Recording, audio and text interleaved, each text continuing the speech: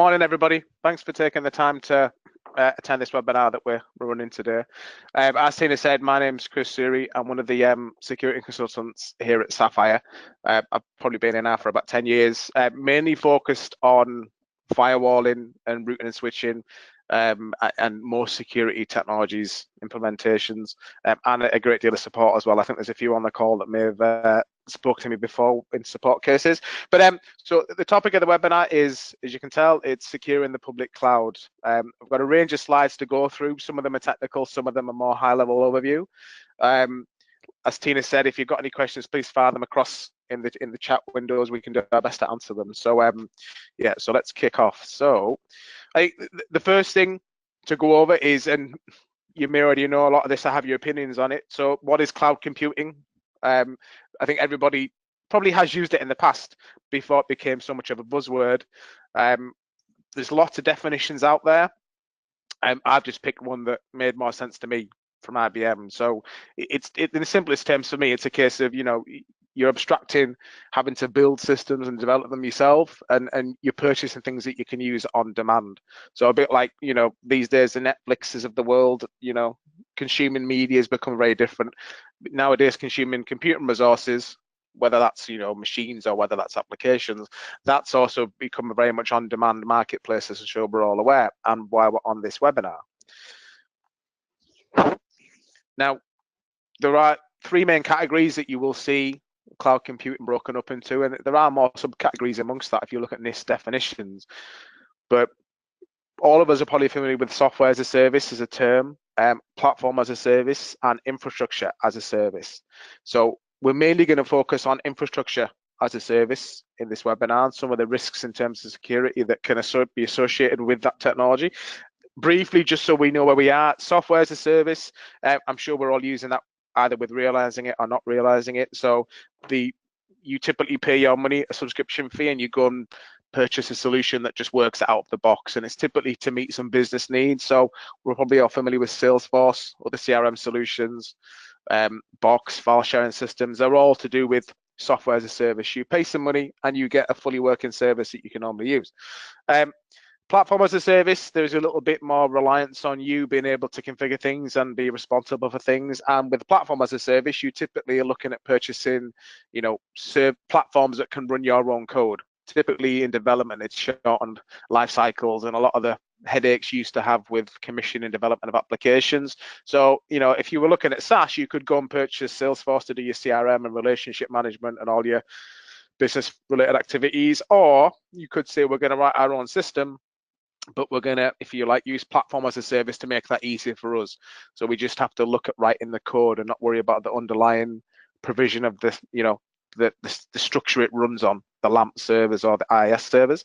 And then we come down to infrastructure as a service, which, as I mentioned, is what is the main focus of this webinar. So infrastructure as a service is typically the ability to spin up a virtual machine in a reserved part of a software-defined network. So whereas with most projects in the past, if you had to look at deploying applications internally or a new public-facing application, typically meant excuse me, that the purchase of new hardware, licensing that goes with that, the time, the space, all the requirements should look at normal, life cycles of projects typically involve buying hardware, having to commission it, manage it, and then control everything from there upwards. So with infrastructure as a service, you don't really have that requirement to look at the physical side of it. You literally pay your money, and through some web interface or some CLI, as you may be familiar with the Azures and the AWSs, you have the ability to go and deploy these virtual machines in a network that you create.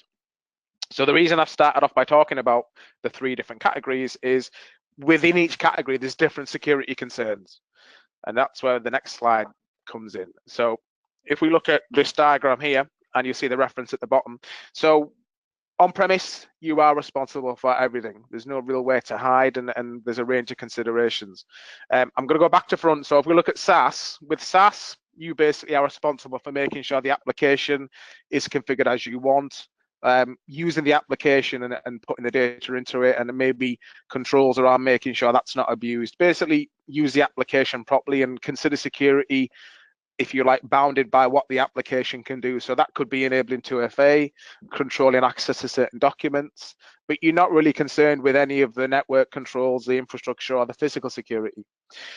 With platform as a service, there is a little bit more reliance on you being able to understand the application level controls. That might be tweaking settings in certain platforms like runtimes. You are deploying your own code, usually in platform as a service. So again, you've got a bit more diligence to make sure your code is secure and there's nothing stupid in there. And then IaaS, which is where, as I've mentioned, we're responsible effectively for everything that runs in the virtual machine upwards. So you're looking at the operating system controls and then everything from there above. And that kind of leads me into the question of, if you look at a typical network, which we'll see here. So we're all familiar with typical networks that we've all been sat in for many years. Usually most customers have a central site, and you're going to have some remote sites. I know that's what most of our customers are familiar with. We've obviously spent a number of years working and deploying hardware solutions into their data centers and their remote sites. And this example is no different. You have some hardware firewalls. You also have a little remote user who should turn orange in a minute. And then nowadays, if you were to draw a conceptual diagram of what's being used in customers' networks, there is usually some kind of cloud infrastructure there. And again, just bear in mind, we are focusing on infrastructure as a service here. So this represents this little red colored cloud with a computer in it. It's supposed to represent most customers' adoptions of infrastructure as a service. So somebody's decided that, for this project or for this business need, we're not going to go and buy new servers. We're going to go and look at using a cloud provider to enable us to, if you like, not worry about having to deal with the physical side and the implementation of kit. Now, if you were to look, and I picked Azure for this example, I'm more familiar with Azure and AWS than other cloud providers, but I'm happy to take questions on all of them. In this typical Azure network, however you manage to do it, at the end of the day, you will be given some form of administrative access into a web interface or a command line interface. And using the tools that are provided by the cloud provider, you can conceptually spin up an environment like this. So you'll see that this environment has subnets in which workloads can reside, and there's 3 subnets in this example. There is a virtual firewall there, and the question in a minute is, what is that firewall, and what is it capable of, and what can it do? And there is internet connectivity. So there's everything in a software-defined data center, which is a term you might hear thrown around, for you to be able to deploy virtual machines, get connectivity out to the internet, in from the internet, and effectively replicate what you have on premise in terms of communications and the ability to deliver applications. So along with that comes the fact that the security controls you need and the risks that you face in that environment from a network point of view don't really differ from on-premise. So I think we've seen in the past some people have gone up and put machines in certain cloud providers and not really thought about the security controls that need to be put in place and what security needs to be afforded to that network. From my point of view, and if you look at it from a purely security point of view, this is, however it's done, whether it's been a stack of switches on premise that we used in the data center with cables, or whether it's this new software-defined network, the end result is a machine that is able to communicate. It's able to send IP packets, receive IP packets, and however it's abstracted, you still need to make sure that you're applying the same security controls that you would to any traffic that, if it was on premise. And so that is the main question with this webinar. If you look at that little firewall that is there, in most cloud provider networks, there is some type of control that gives you some form of ability to segregate who can talk to what. And, there's a way to look at logs and gain some visibility. But have you got the same protection that you would be used to if you were on premise? Now, on premise, obviously, ideally, we'd be looking at some form of next generation firewall. And the main aim of this slide and the previous slide is to just get you to think about the fact that when you're in Azure, when you're in AWS, when you're in Google Cloud, all of these environments will give you their own way to be able to network the machines and get things working and talking. And they all have their own way to give you an ability to control, to some degree, what can talk to what, and to look at some logs to gain visibility. But if you want to take the same, if you like, level of protection that you're used to on premise and that most risk assessments are used to dealing with, and put that into the cloud, then that's the question. How do we get these next generation threat prevention appliances, in this case the checkpoints, how do we get them up into cloud environments to afford the cloud environment the same security that you have on premise? So in my instance at the moment, I'm going to focus on Checkpoint's offering.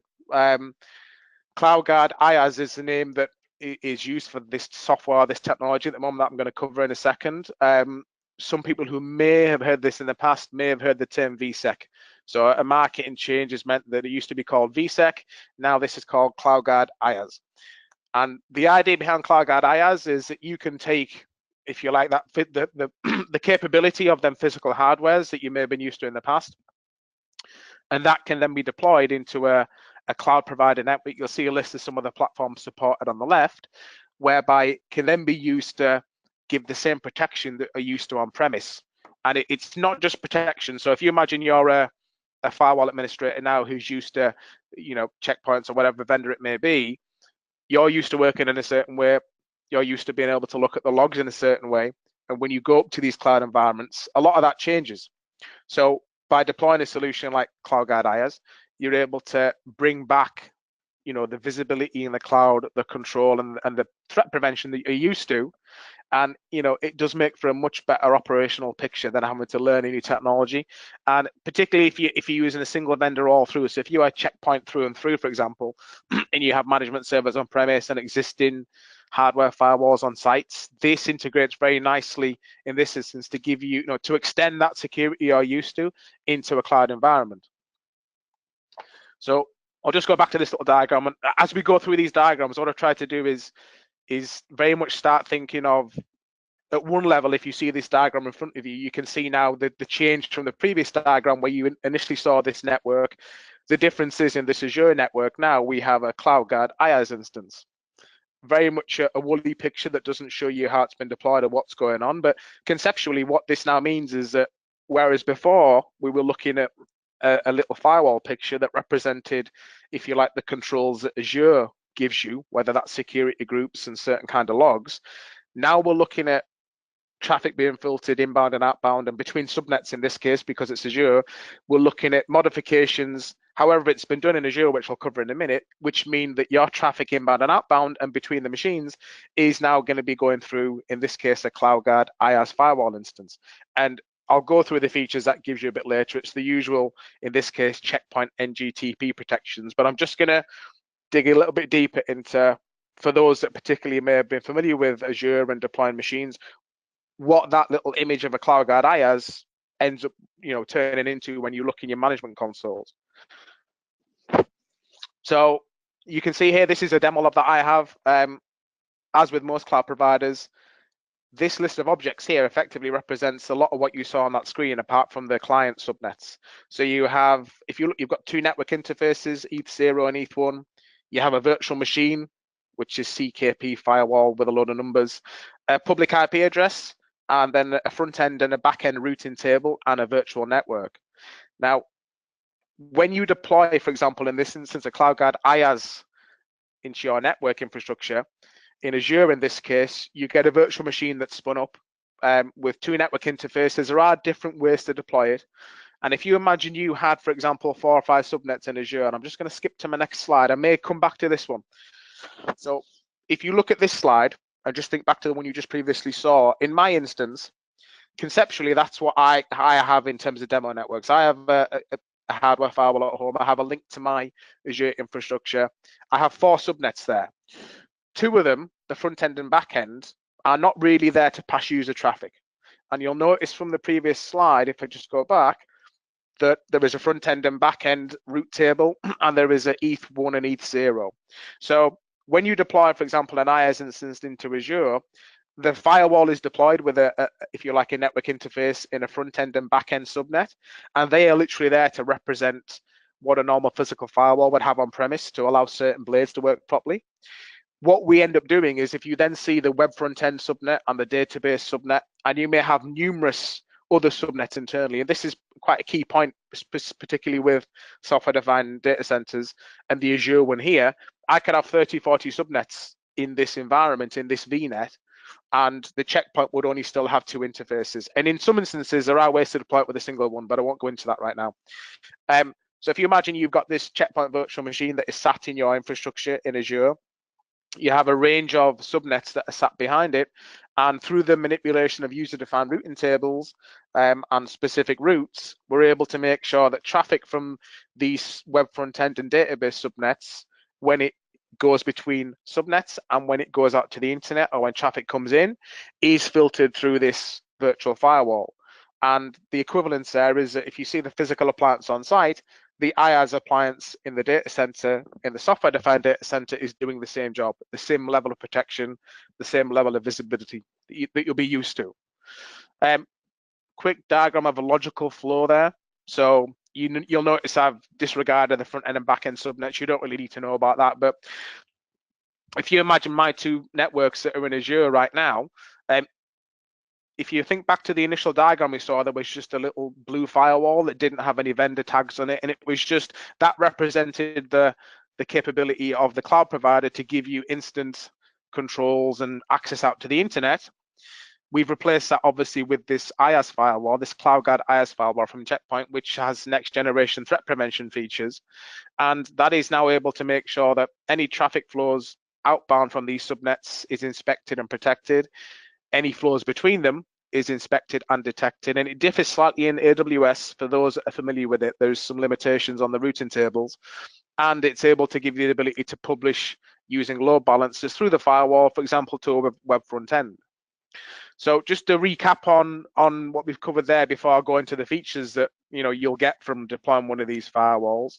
So happy with what cloud computing is, happy that in most cases it's all too easy to go and deploy a range of resources in a software-defined data center, whether that be Azure or AWS, for example, or however it may be.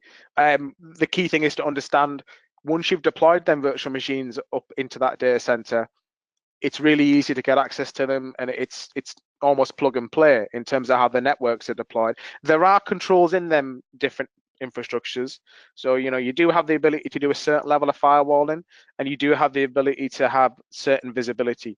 But the question is, do you have the ability to do full layer 7 packet inspection, SSL inspection, and all the benefits of the application control and the visibility that goes with that? Okay, and that's the motivation for looking at deploying a vendor specific third-party solution, and you'll see that's a sentiment that's echoed by the actual cloud providers. If you have a look at AWS's third-party integrations page and their security centers, there's a lot of vendors that are in there providing solutions that can insert into your virtual networks because that need is there. Now, not specific just to checkpoints, but in this case, this is a feature of Blades that the checkpoints will offer. By deploying that IaaS firewall, into the network you've seen, we're able to get all the standard features you would expect. So not only can we control based on IP addresses and ports, but we've got all the latest antivirus and anti-bot protections. And for those of you that are not familiar with the checkpoint terminologies, I'll just run briefly through what these do. So firewall, as you expect, would be the access control piece. IPS, just like anybody's intrusion prevention, that's the latest signatures for known threats that are out there. Antivirus and anti-bot. Antivirus is looking at your standard signature-based malware. Anti-bot is reputational and your CNC server-based compromises. Application control, URL filtering, getting more important these days. So protecting against threats is obviously vital, but some of the biggest threats are the misuse of applications. So it's nice to be able to gain visibility of what applications may be being used within your network, and I have a screenshot later that shows that, and to be able to filter URLs, because sometimes you can have a lot of activities that waste bandwidth as well as provide a compromise, and a lot of applications can themselves not be malicious but could be used in a malicious way. So a lot of the remote control applications are vital for some things, but if they're in the wrong hands or on the wrong devices, they can leave exposures there that you didn't expect, so a lot of your webinar tools, that kind of thing. Connectivity for security, your IPsec, mobile access and remote access users. So with IaaS, you can have a CloudGuard IaaS virtual machine in your network, and you can have standard site-to-site VPNs standard remote user VPNs that require layer 3 clients, and also a clientless mobile access VPN. So it does open up the ability to connect into your software-defined data center in a method that you'll be familiar with as a user and as an administrator. Otherwise, you'll have to get used to using, if you like, the integration technologies that the cloud provider supports. DLP is also a feature, content awareness, as it's now called in later versions of Checkpoint. That's something that's becoming more and more interesting. In certain environments, that might be key if there's, financial applications that are being hosted. Whether that's to prevent certain leaks or just to have visibility. And sandblast zero day protection, that's Checkpoint's terminology for some of their, if you like, detecting against unknown threats. So a lot of the previous topics I've discussed relate to, threats that are known about, the IPSs, the antiviruses, the anti-bots. The zero day protection is Checkpoint's emulation solutions and extraction solutions. So you may have a piece of malware that's floating around that has never been seen. If that's delivered in a form of a document or an Office document or PDF, that can be emulated and effectively made known. And there's also an extraction technology whereby if emulation is going to take some time, then effectively a document can be almost photocopied into a PDF and kind of rendered useless from an attack point of view, but the content still has value to an end user. But without dwelling on them too much, I think that the key point is think about when you go to a cloud provider. Once you've connected all these machines and got all this connectivity, do you have the same level of control? Do you have the same level of visibility that you had before? And invariably, when you start comparing that to what's on premise, you do find gaps. And so the need for these solutions is there. I'm just going to show you a brief few views. Those that are familiar with Checkpoint's management infrastructure will recognize some of these interfaces, but I'm trying to get the point across. I have a couple of demo machines at home. You'll see one called Homage. When I created that, I forgot how to spell. It should have said Home Manager. So that's a physical piece of tin I have at home. That protects my home network. You'll also see from this single management console, I've got the visibility there of my Azure gateway. So to put that in context of the people on the call, whatever solution or firewalls you may have at the moment, if you didn't have something like this, it was from a common vendor, you'd have to then go and use the cloud-based APIs or the web interfaces to go and gain the visibility and do the configurations at a security level, which if you had a solution like this, you could then obviously have a single, I hate the term pane of glass, but a single place to be able to go and carry out your perimeter security activities. Again, this is a Checkpoint specific slide here. You'll see all the blades that I talked about earlier. Just this is to demonstrate that there's no difference between the physical tin that you were deploying site in terms of functionality and this CloudGuard IaaS instance that I've deployed in my virtual network. So I talked about visibility. One thing I struggled with when I went up to using a lot of the cloud networks is just learning how visibility works and turning on a lot of the logging. In AWS, you've got VPC flow logs. There's all kinds of different logging features, and there's a lot more intelligence now being pushed by the cloud providers to give you some really nice, systems to use, CloudTrail and things to look at what's going on in your cloud environment. But my point is that familiarity sometimes for your security operations is the best thing.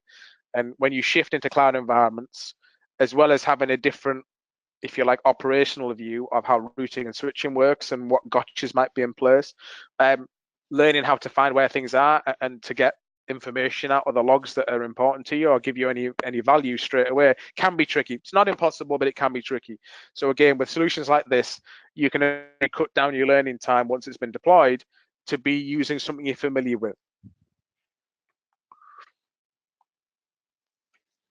And this slide is a handy one because it represents something that in a lot of cloud environments, you're going to find very hard to achieve unless you deploy a next generation firewall, is just the visibility. Because when you look at the standard controls in cloud provider networks to do access control and logging, you typically end up looking at ports and source and destination IPs.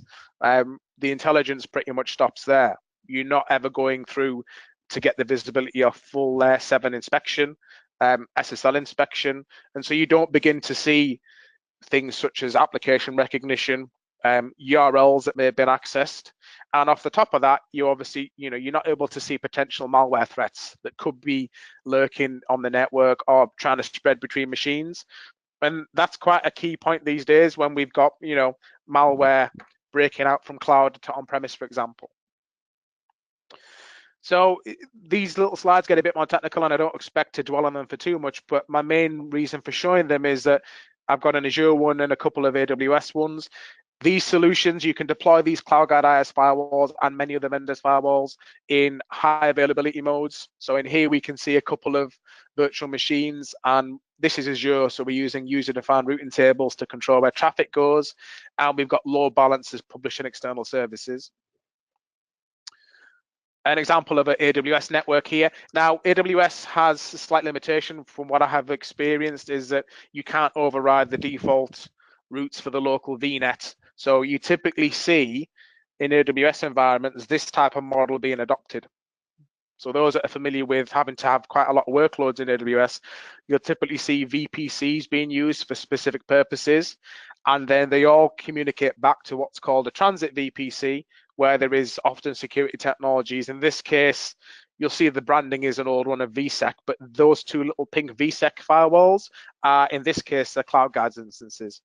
So like I say, in AWS, you have slightly different networking than you would see in Azure in terms of what's capable, so slightly different architectures.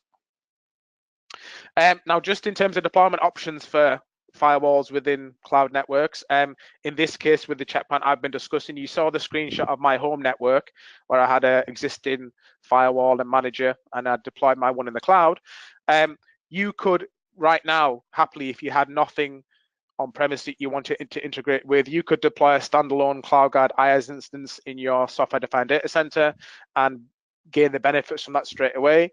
It's also possible if you wanted to deploy it in a distributed mode, which means that the firewall engine itself and the manager are separate virtual machines, and that management could live alongside some of the machines in the software-defined data center with a public IP, or in most cases, hopefully the people on this call, you'll probably already have a pretty well-established firewall infrastructure on premise, which usually involves management servers and firewalls that are just doing firewall capabilities and not doing management. It's very common to link that obviously to your remote firewalls, and it's no different here. You would have your management server on premise, and like you saw in my diagram and the picture of my management server, that would have a connection to be able to control your CloudGuard IaaS instance in your data center, in your software-defined data center, and get the logs, that kind of thing. I think the key point there is it meets all the common deployment scenarios you normally would with a physical firewall, and you don't need any existing checkpoint infrastructure in this case to go and benefit from that technology.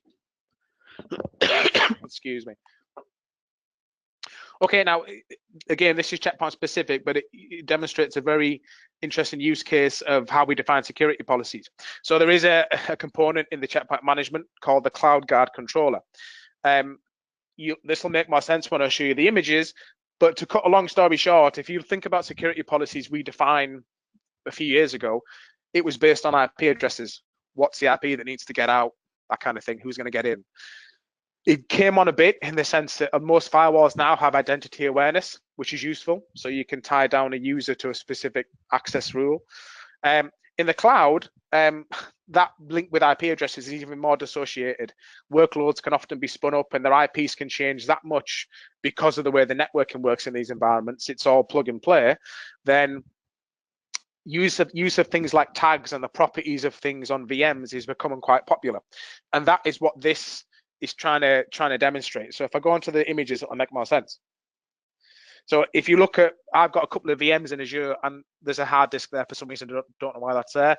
But if you look at this screen, you'll notice the term front ends. So in the 1, 2, 3, 4, in the 5th column along, you'll see the term front ends with a colon. This list is basically me filtering for all of the assets in Azure that have the tag front end associated with them. And tags in Azure and other providers' networks are there so that you can give a bit of context to what is in your virtual environments. But that's the key thing to keep in your mind. That is an attribute of the VMs that are running in my Azure instance. So on the next slide, this is a picture of the checkpoint management trying to, it's able to link into data centers. And the point is, if you look at this slide, this is me connecting up to an Azure data center. So if you imagine my checkpoint manager is on premise, I have my on-premise firewall, I might have my IaaS instance in Azure, for example.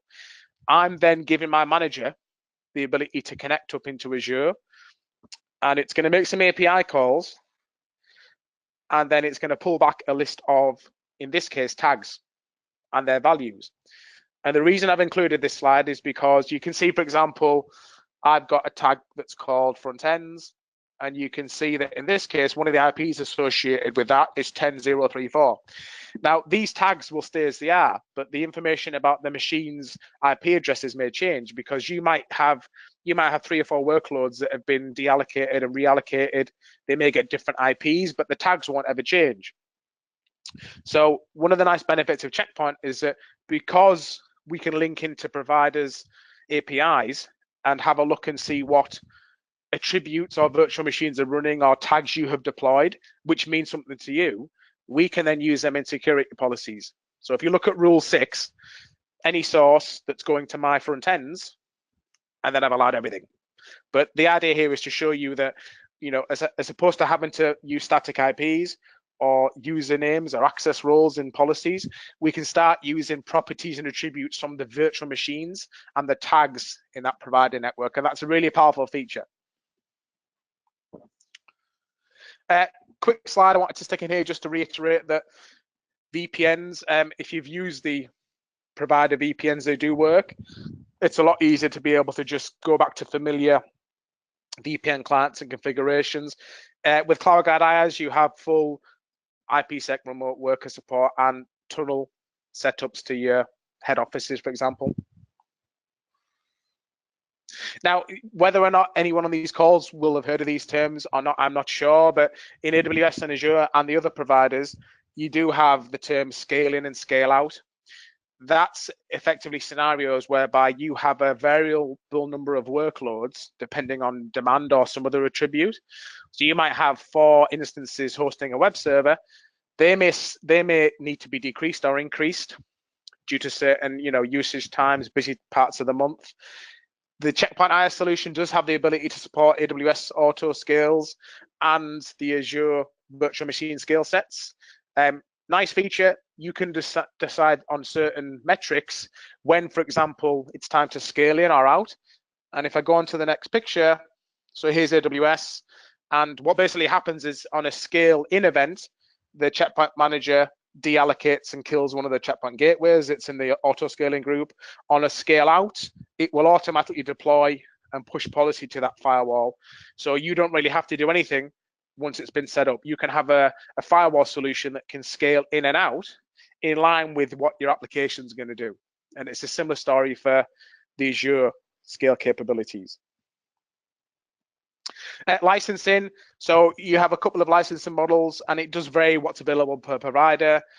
As you'll find with most vendors that are offering these solutions, you'll have bring your own licenses, so you have to have gone and purchased them previously and stick them on the boxes, or you will normally have pay-as-you-go. That's usually delivered wrapped up in the cost of the compute. So you'll see an increased rate per hour for certain services that includes a bundle cost for using that capability. Like I say, availability does depend on cloud provider. So just a couple of things to wrap up with. A few case studies of what we've done in the past. Obviously, I can't name anybody, but a good example of an Azure setup that we've seen from a couple of customers. They have been large Check Point users in this case with central sites and DR sites. They have had probably over a couple of years more movement of applications, especially backup applications and intranets into VNets within Azure. They had an express route, which was the primary traffic connection. So all the traffic from the on-premise went over the express route. And then that express route was terminated through the VSec instances that you can see there in the VNet. And then if there was a failure of the express route, it was possible to use an IPsec VPN from the main checkpoints up to the VSec instances to gain access to that production network. And there was also a connection from a DR site via another VPN up to that set of VSec clusters. And then the next slide was an example of an AWS implementation. As you'll see there, I mentioned you'll typically see AWS implementations deal with multiple VPCs, just the way routing works within AWS. So it's a little trickier to get access to do inspection in certain instances. So typically you'll see this, transit VPC architecture. This customer had quite a large deployment. They decided to put VSEC gateways, or CloudGuard IaaS gateways into a central transit VPC, and all of their VPCs that contained workloads, we were then able to get traffic coming through them to other VPCs and going out to the internet and perform inspection, gain visibility. But I think the key thing for this customer was, because we were that large, and for the other customer, one of the biggest things, apart from increasing your security, it was just getting visibility and being familiar with what you're doing. It really is one of the biggest things we've seen, is when you take firewall administrators, including me, and try and get them to start, being consistent with on-premise and your cloud environments, and you take away, some of the features they're used to, it can be very tricky. You'll notice here direct connects involved, so there's no issues with your standard AWS Direct Connect deployments. You'll have noticed Express Route's been mentioned as well. So full integration with them. It's, at the end of the day, they're just routing methods to get traffic into these environments. So I think that's covered a lot of the things on public cloud. And I think the main driver for these slides is think about what is happening when you go up into the cloud. Is it really any different than what's sat in a server room if you open the door? It looks different and it feels different, but packets are still flying around, and you still have to be able to get visibility, control them, do deep packet inspection for best practice, be able to pick up malware, detect and prevent threats. All them requirements are still there. You'll notice a lot of the stuff I've discussed, there are some unique features that have been added, like the ability to look at properties of instances in Azure and a lot of the tags and other things you may use in other environments to be able to make security policies more flexible. It's not the only thing you have to be aware of in the cloud, as I'm sure you're all aware. So this is very much focused on how do we get security by filtering traffic. That's what it boils down to. Once you're in the cloud, you could deploy a virtual firewall like we've gone through here, and still have a big problem, because although you've increased the security between the machines and your visibility, what if you've left accounts that have got weak passwords, who are like administrators who can deallocate machines or who can create API gateways and public subnets? So just bear in mind that one aspect of your public cloud security should be what we're doing at a network level for the software-defined data center, but then also what are we doing to control the administrative access? So previously you might lock a door, you might control access to the ADs, you might have certain users and permissions. Your AD was never exposed, hopefully, to the internet, so you didn't have to worry about some of this stuff. And it was a lot harder, if you wanted to disrupt a service, you had to go in the server room and unplug it or get access to a switch. Nowadays, administrative controls and compliance and visibility into the administrative side of these cloud environments is also really important. And final slide I'll finish on is a product called Dome 9, which Check Point acquired Dome 9 recently. A quote from their website says it better than I can at the end of the day. So if you want to have a little read of that, but what I need you to think about there is, if you imagine deploying your CloudGuard IaaS gateways into the software-defined network, brilliant. We've got more visibility on traffic. We've got more control. But what if somebody's been stupid in a configuration? A good example was like that. Things such as, what if there's somebody's about to delete something? Can we do multi-factor authentication? Is there a set of compliance standards we can look at for best practice in terms of cloud configuration? So Dome 9 is something that contributes and complements CloudGuard IaaS. So we'll be running hopefully some webinars on this in the future, but like I say, just don't forget that as well as having to look at deploying next-gen firewalls in your cloud environments, you should also be really concerned about making sure that there is an overarching thing that can look at what you've configured through the APIs. Your firewall might be well configured, but what if you have very little control over who has API access to make changes to the whole environment? That's a whole different potential threat and something that does create quite a big risk. Just some references here, if anyone's concerned. I've used everything with permission from certain people where mentioned.